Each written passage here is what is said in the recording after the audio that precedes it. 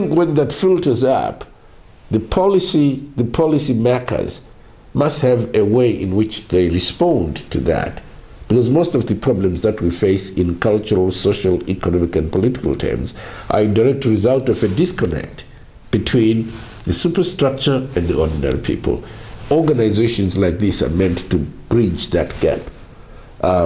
You give those the benefit of knowing what's going on there, but you also raise, in other words, capture the aspirations of the people in terms of their forgone rights and so on.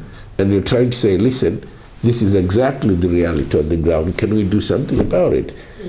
I know ZPSP on its own has started with the hierarchy, and us as organization have dealt with this at community level and normally just integrated into our own programs without actually saying this is ZPSP work.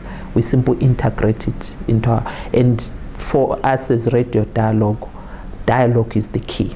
I would say before we had a partnership or we had been in a space with ZPSP, we would get in a community, ignore issues of social of security sector transformation. We would be blind. You know, when you just get in there and say, I'm going to talk about sexual and reproductive health rights and I'm out of here. And to say the conversations that we're going to have here with the community or with what we would call beneficiaries was managed to be only within the parameters of why I had gotten there. Should there be any participant who would have had issues around the security sector, you would diplomatically manage and pack it to then say, no, we'll refer to our office and we will find a way of dealing with it, because you were trying to be also politically correct as a civic society partner. But now I would say the lenses that we are now wearing when we go to communities, it's now different. When someone starts saying things, you then say, what do you mean? Why is it so? Are you sure that's the problem?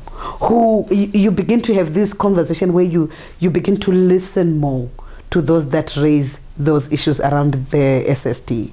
And you get to a point where, as an organization, even if you don't have a budget around security sector transformation, but you then use the knowledge that you gained through engagement with ZPSP to ensure that the emerging fledgling things, you can deal with them, even if you had gone for an HIV and AIDS programming.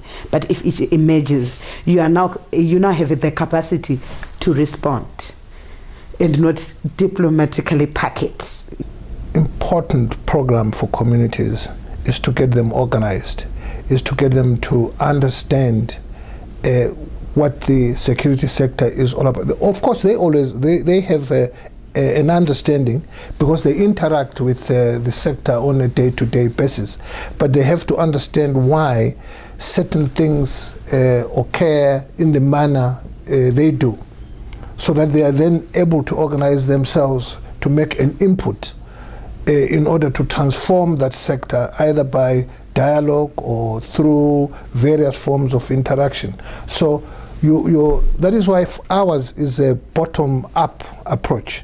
You are not going to be able to manage reasonable, sustainable transformation from the top down. You have to do it from the bottom up.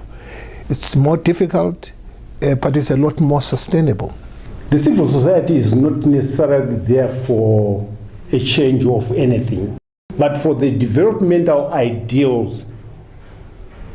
For me, that's the way I see it, that the civil society is there as an eye-opener, not only to the government, but to the community, in terms of how do they interact in terms of development with their leadership, with the government. Engage them broadly at that level. But at grassroots level, those are the sort of organs you come across. And it would be interesting to also engage at that level. For us, it would be important. We work on development processes and you find there's a lot of security involvement at grassroots level. The head of the police at the local level, the head of the intelligence, the head of the police internal security.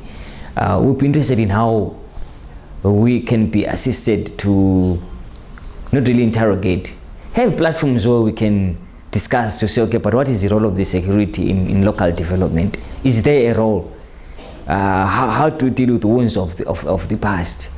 Because at community level, where we're going to talk about the military, talk about the police, people think about the wounds of the past. People think of the massacres of the past. People think of the brutality of the past. So at the local level, there needs to be demystification of the role of the security sector. So it's this difficulty of political systems after colonial struggles to try to make the mass participate, which we are struggling with. Our main thrust is to make mass participation.